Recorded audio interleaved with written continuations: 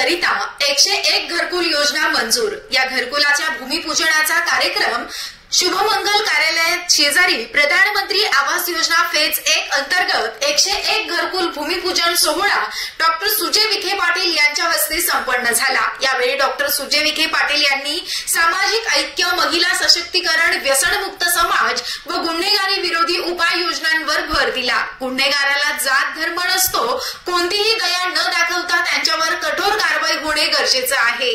अत्याचार रोखण्यासाठी शासन तसेच समाज पातळीवर कठोर पावले उचलण्याची गरज असल्याचं यावेळी सांगितले।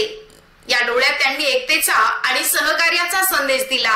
गावच्या सर्वांगीण विकासासाठी सर्वांनी एकत्र येण्याची गरज असल्याचं देखील यावेळी त्यांनी नमूद केलं। आपल्या हक्कासाठी सजग राहण्याचं आवाहन देखील केलं।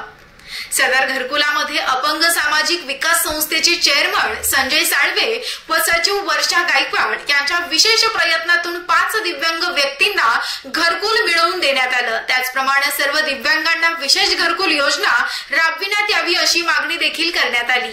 यावेळी दत्तनगर ग्रामपंचायत सरपंच सारिका कुंकुलोड, सुरेंद्र थोरात, भीमराज बागुल, दीपक पटारे, बाजार समितीचे नानासाहेब शिंदे, भाजप उत्तर जिल्हा अध्यक्ष नितीन दिनकर, नानासाहेब पवार, शरद नवले, ग्रामविकास अधिकारी रुबाब पटेल तसेच सामाजिक राजकीय मान्यवर उपस्थित होते।